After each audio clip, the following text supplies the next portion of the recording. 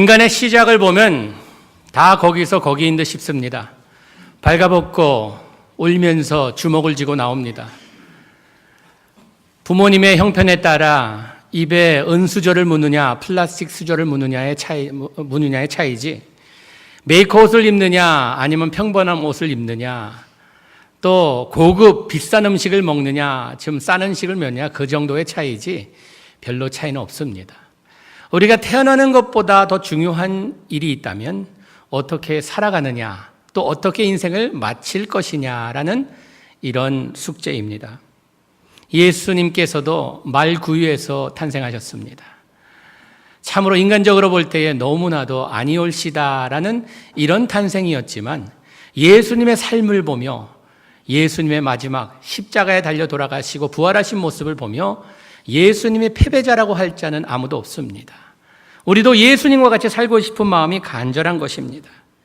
인생은 싸고 비싸고를 떠나서 고급이고 고급지 않은 것을 떠나서 우리에게 있다면, 숙제가 있다면 어떻게 주어진 인생을 살아갈 것인가, 한 번밖에 살 수 없는 인생인데 어떻게 살 것인가 하는 것입니다.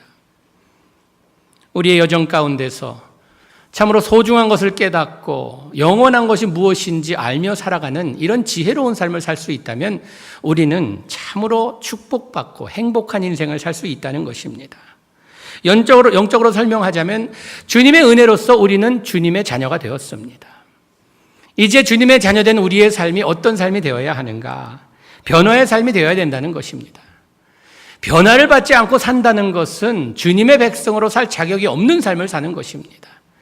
우리가 구원받은 그 상태에서 머물러 있다고 하면 어제나 오늘이나 내일이나 변함없이 아무런 그냥 나의 옛 모습 그대로 살아간다고 하면 부끄러운 모습입니다.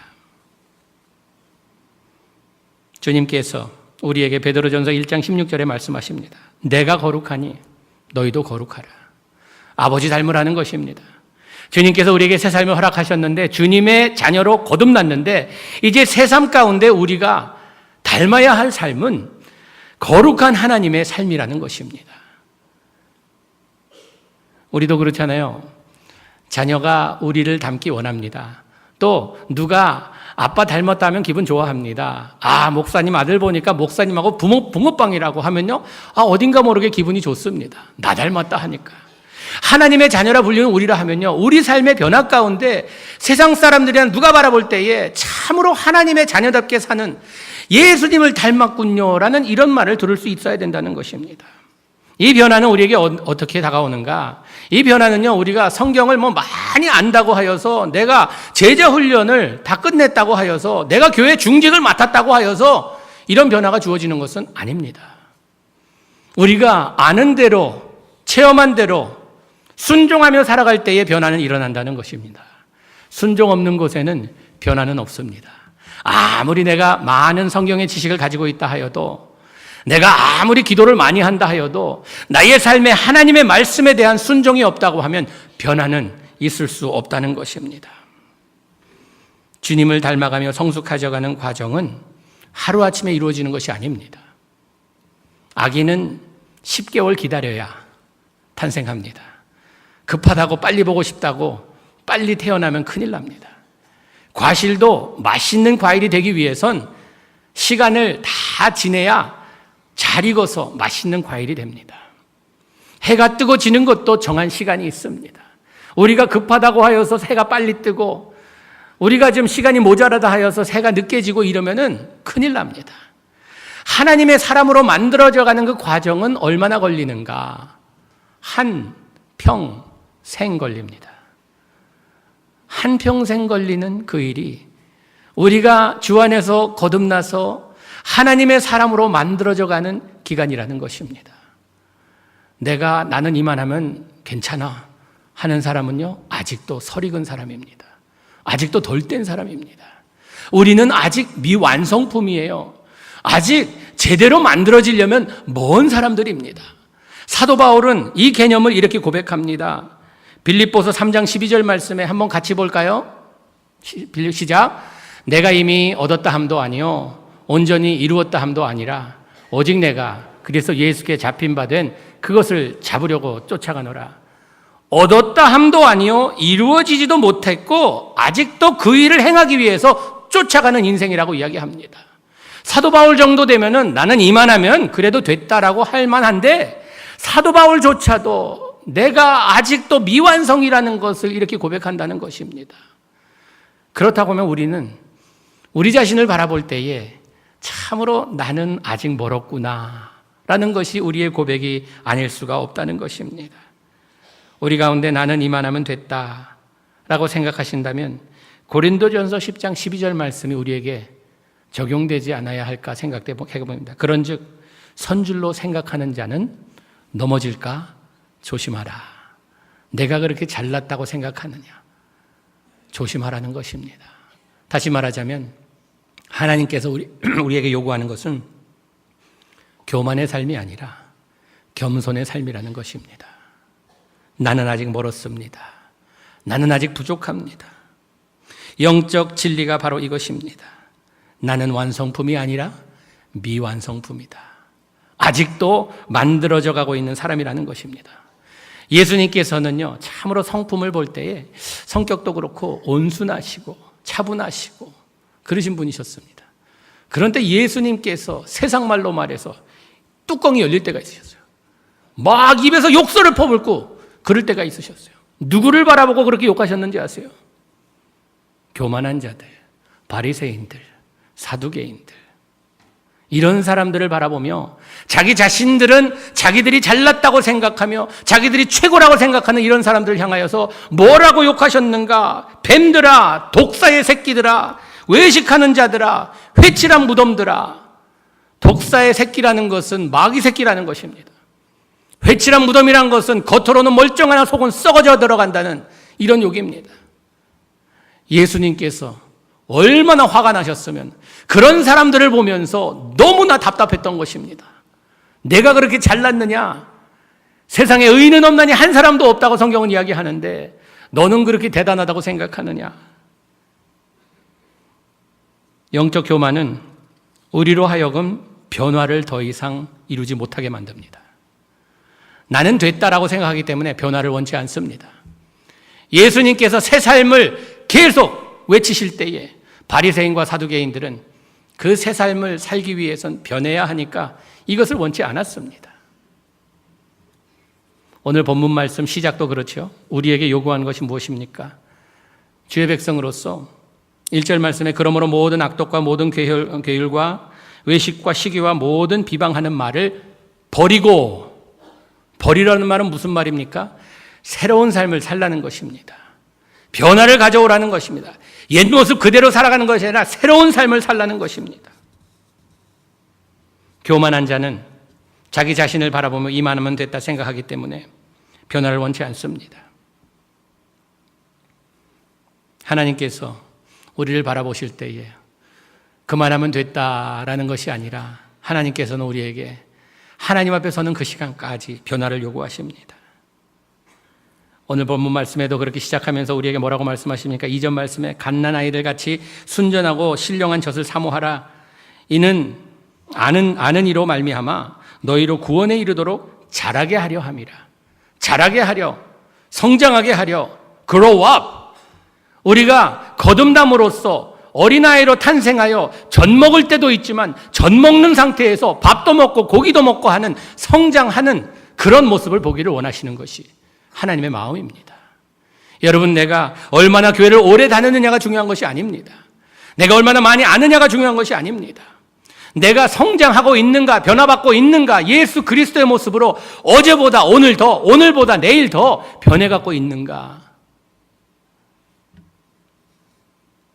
우리는 잘난 사람이 되면 안 돼요. 낳는 것은요, 어떻게 낳든지 상관없습니다. 잘 못 낳아도 돼요. 나 잘났다. So what? 별로 신경 안 쓰셔도 됩니다. 진짜 잘난 사람은요, 잘 죽을 준비를 하는 사람입니다. 내가 어떻게 인생을 마칠 것인가?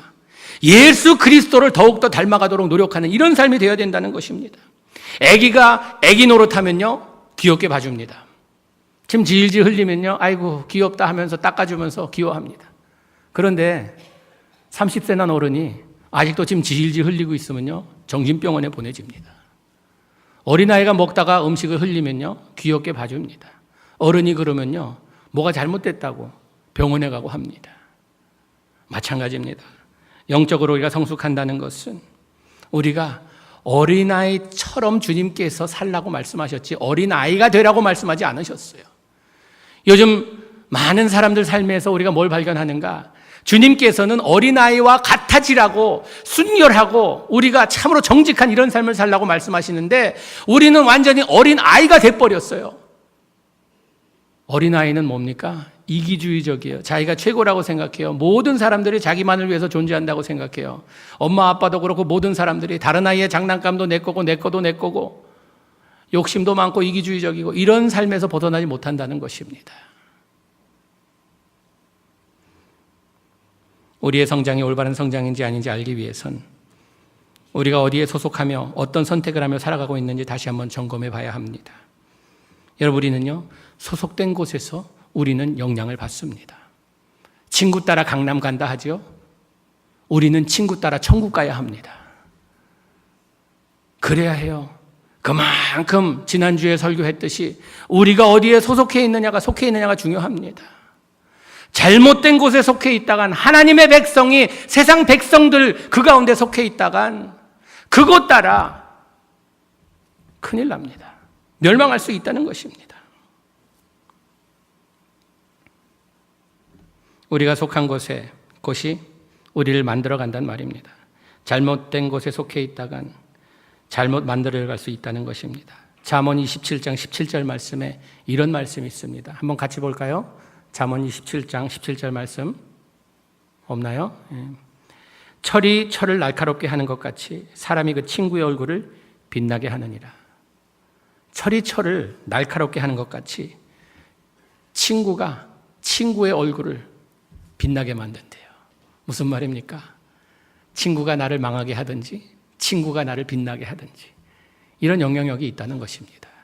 우리가 어디에 속해서 어떤 삶을 사느냐가 중요하다는 것입니다. 믿음의 공동체에 속해 있다는 것은요, 무슨 말입니까? 이 안에서 우리가 베네핏을 얻어야 돼요. 우리가 교회에 속해 있다는 이 말은요, 우리가 서로의 참으로 부족함을 채워주고 예수 그리스도의 모습으로 변해갈 수 있도록 도와주는 것이 믿음의 공동체입니다. 그러기 위해서는요, 말씀에 잘못된 길을 가고 있는 친구가 있다면 지적해줘야 돼요. 사랑으로 지적해줘야 합니다. 잘못 가고 있다, 멸망의 길이다. 그러기 위해서 우리는요, 믿음의 가족이 돼야 돼요. 믿음의 손님이 되면 안 됩니다. 많은 사람들이 교회 다닙니다. 교회 다니는 것으로 만족하지 마세요. 교회 가족이 돼야 돼요. 믿음의 가족이 돼야 돼요. 가족들은요, 서로 꺼리낌 없이 잘못된 것을, 부족한 것을 알려줍니다. 제가 좋아하는 찬양 중에 하나가 오늘 집을 나서기 전 기도했나요? 이 찬양 참 좋아합니다. 오늘 받으는 종류에 기도했나요? 요즘은 거기에 또 5절을 붙였습니다. 오늘 집을 나서기 전 아내한테 점검 받았나요? 넥타이 삐뚤어졌는지. 어제도 나오는데 아내가 넥타이를 보더니 실오라기 하나가 이렇게 나왔다고 가위로 잘라주더라고요. 못 본 걸 봐줬어요. 저는 거울에 볼 때 안 보였는데 고개가 아래까지 안 내려가서 안 보였는데 잘라줬습니다. 눈은 저 앞에만 봅니다. 뒤는 보이지 않습니다. 뒤에 보이지 않는 것을 봐줍니다. 여러분, 믿음의 공동체란 무엇입니까? 내가 보지 못하는 것을 봐주고 내가 잘못된 길을 갈 때에 서로 알려주며 올바른 길로 돌아올 수 있도록 도와주는 것이 믿음의 공동체입니다. 변화를 가져다 줄 수 있는 최고의 도구가 무엇인가? 말씀에 순종할 수 있도록 나를 격려해주며 축복해 줄 수 있는 그것이 무엇인가? 공동체라는 것입니다. 내가 보지 못하는 것, 잘못된 길 가고 있을 때 알려줄 수 있는 이런 능력을 우리에게 더해준다는 것입니다. 그렇기 때문에 우리는요, 교회를 다니는 자가 아니라 교회에 속한 자가 돼야 돼요. 그러기 위해서 우리가 등록도 합니다. 섬깁니다. 우리가 청지기로서 헌금 생활도 합니다. 오늘 본문 5절 말씀해 보니까 너희도 산돌같이 신령한 집으로 세워지고 like living stone, 산돌로서 혼자 존재하는 것이 아니라 돌 위에 돌 위로 쌓이면서 신령한 집을 만들어 나간다고 말씀하고 있습니다. 우리는요, 독불장군이 아닙니다. 우리는 서로 쌓이고 또 쌓여서 신령한 집을 만들어가는 산돌들입니다. 이것이 이루어지지 않을 때에 적이 쳐들어와서 무너뜨릴 수 있다는 것입니다. 속하지 않고는 자랄 수 없습니다. 속하지 않고는 변화받을 수 없습니다. 하나님께서 제일 미워하시는 이것,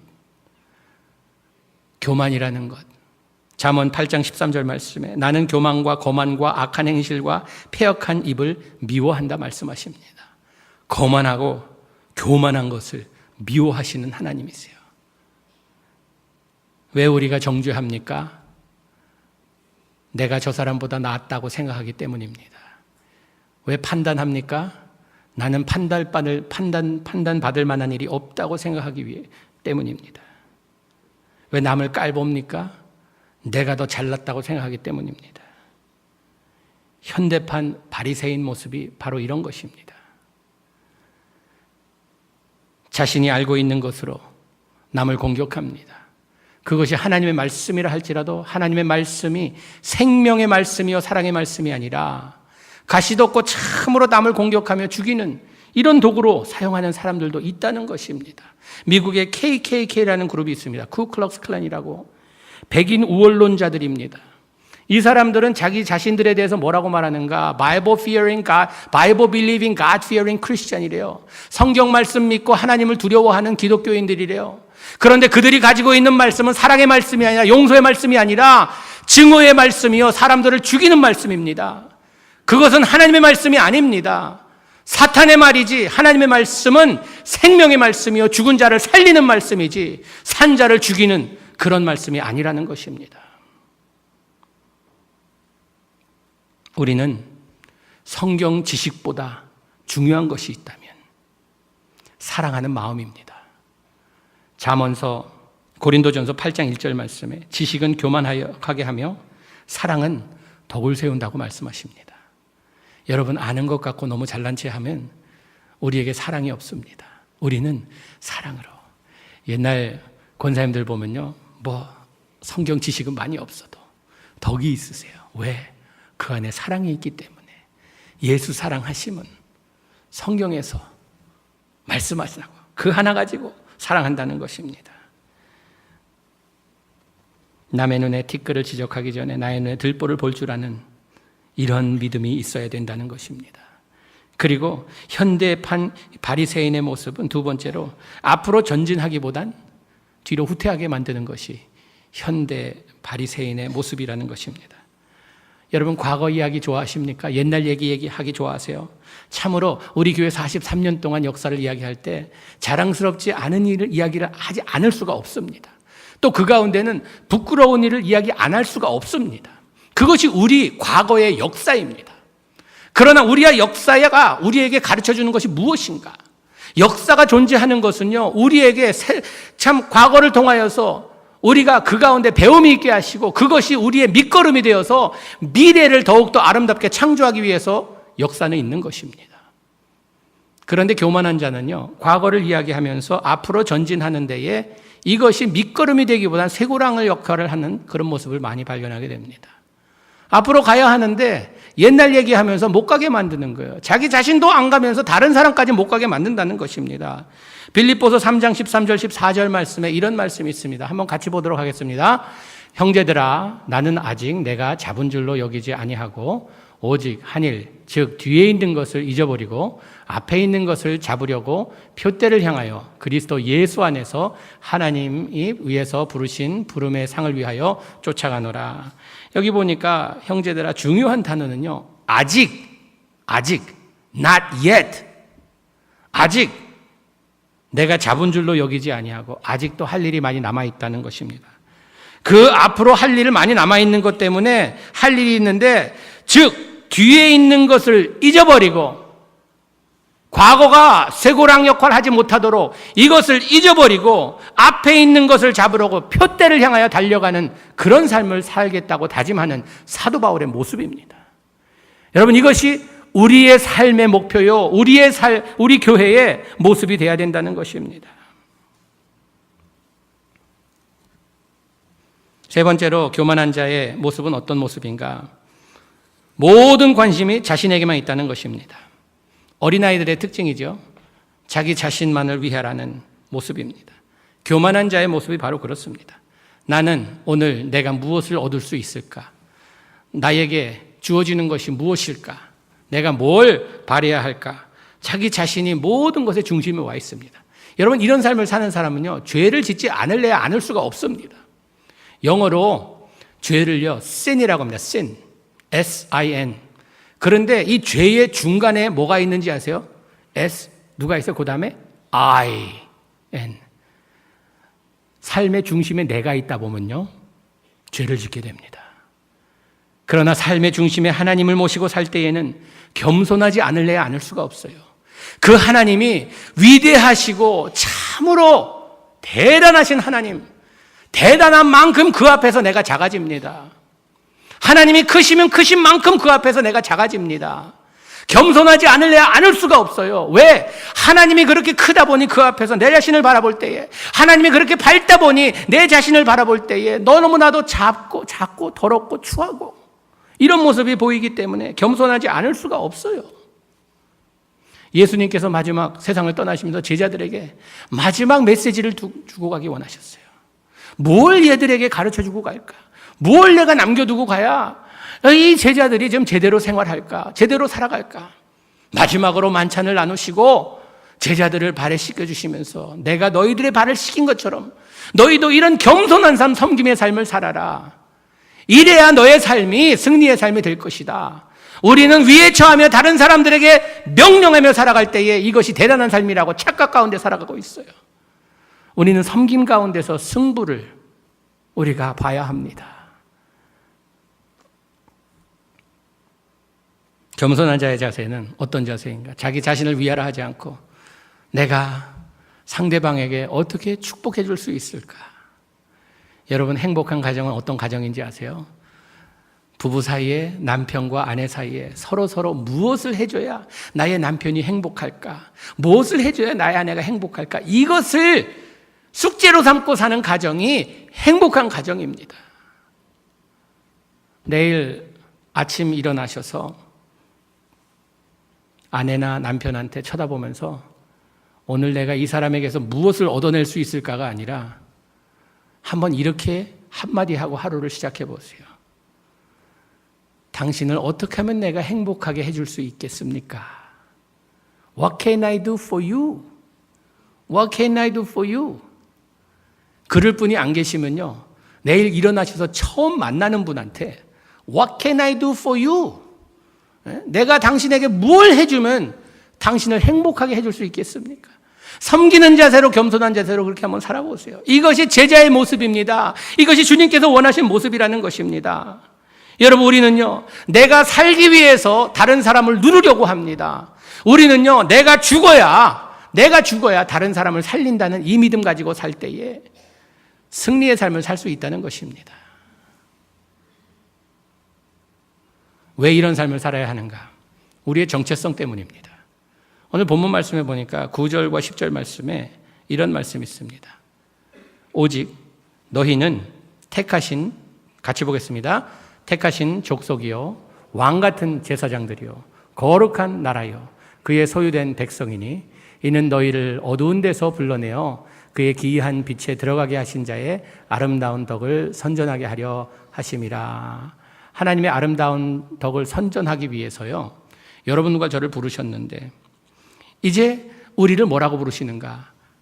여기 보니까 택하신 족속이요, 왕같은 제사장들이요, 거룩한 나라요, 그의 소유된 백성이니, 다시 말하자면 하나님이 너는 내 거다.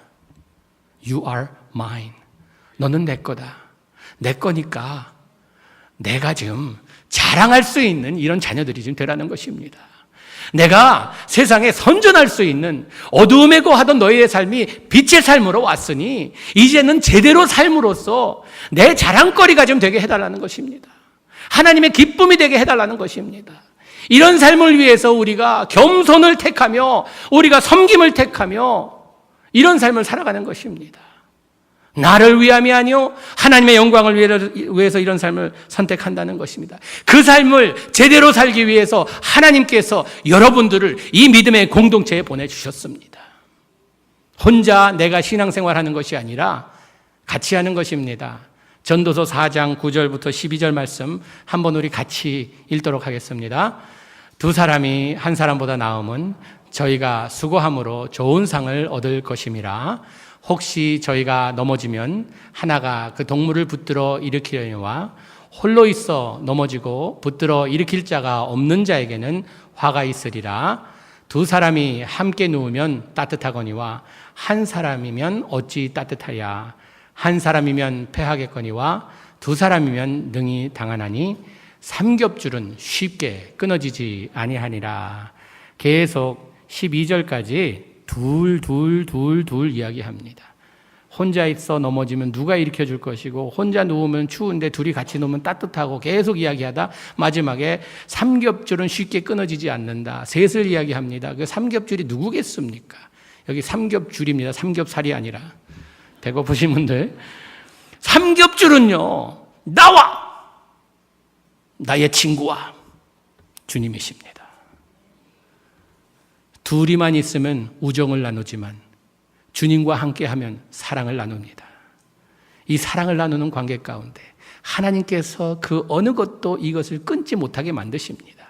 여러분, 우리는 아직도 미완성품입니다. 우리 가운데 참으로 아직도 부족하고 모자라고 참 잘못되게 이렇게 사는 사람이 있다고 하여도요, 우리가 바라볼 때에 왜 저런가 하면 아직도 미완성품이라서 저런 것이지.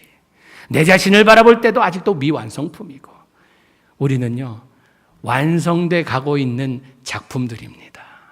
아직도 부족한 미완성품들이 있다면 아름답게 만들어질 수 있도록 우리가 서로 도와주며 격려하며 축복하는 이런 교회가 되기를 주님의 이름으로 축복합니다. 기도하시겠습니다. 주님, 교만을 미워하시는 주님께서 우리에게 가르치시는 겸손의 삶을 살게 하여 주시옵소서. 겸손의 삶은 우리가 오직 순종할 때 가능합니다. 주님, 말씀을 순종하되 부분적인 순종이 아닌 100% 순종하는 삶을 살 수 있도록 우리의 발걸음을 인도하시고, 오늘도 우리가 축복하며 나누며 격려하며 살 수 있는 이런 아름다운 삶을 허락하여 주시옵소서. 예수님 이름으로 기도하옵나이다. 아멘.